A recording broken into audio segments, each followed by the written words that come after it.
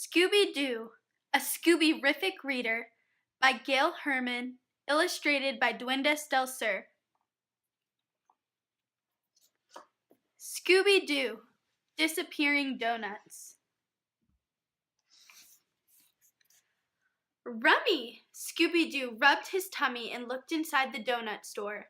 His friends looked too. Doodle's Donuts, Shaggy read the sign. Let's go inside. Hi, I'm Dora, said the owner. Hello, said Fred. I'm Fred, and these are my friends, Daphne, Velma, Shaggy, and Scooby-Doo.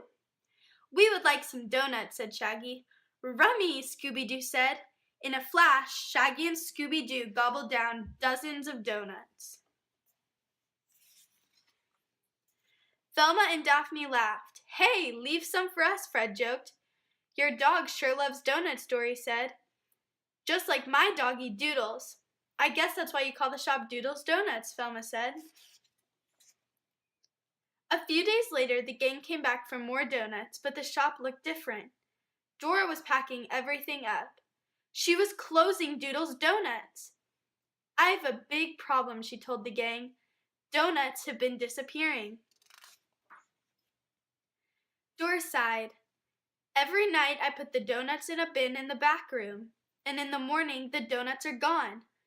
Last night I stayed late, Dora said, and I spotted a huge scary creature covered with fur. It was digging around in the bin, eating my donuts. A monster? Scooby asked. How can I stay open? Dora asked. The monster will come back, and who knows what could happen. Velma stepped forward. We'll help, Velma told Dora. We'll stay at the donut shop tonight, Fred said. We'll find out the truth about this monster, Daphne said. Stay in the shop tonight? Shaggy shook his head. Row way, Scooby added. That goes double fudge donuts for me, said Shaggy. Please stay, Dora begged. You can have all the free donuts you can eat. Okay, Scooby agreed. That goes triple chocolate donuts for me, said Shaggy. That night, the gang stayed in the shop.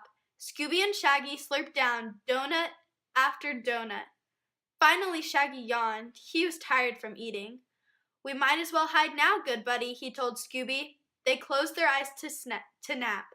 Roar! A loud shriek woke them up. Zoinks! It was awful. It's coming from the back room, Velma said. Like, Scoob and I will explore the front, Shaggy said.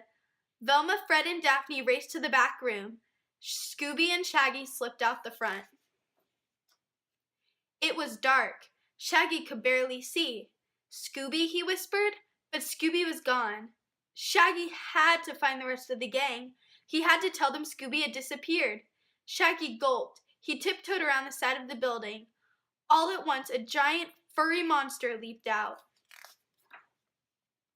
Monster! Shaggy shouted. Somewhere he heard Scooby shout, Ronster!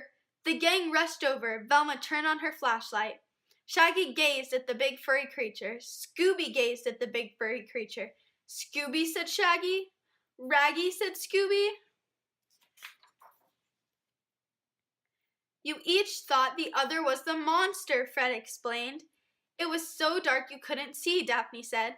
And that gives me an idea, Velma exclaimed. Come on, I know who the real monster is. She led the others out back. Roar! The shriek grew louder. Then they saw it, the monster, huge, furry, scary. Velma switched on the floodlights. Roodles, said Scooby. You're right, said Shaggy. It's Dora's dog, Doodles, Daphne said. The monster wasn't big or scary at all. What's going on? Asked Dora. She had just come by to check on the gang. Doodles is the monster, Velma explained. The moonlight and shadows just made her look like a monster, Fred added. Good job, said Dora. Now I can keep my shop open. How can I thank you? The gang grinned. Scooby rubbed his tummy. Keep making those donuts, Fred said. And we can keep eating donuts, said Shaggy. Scooby-Dooby-Doo! Scooby barked. The end.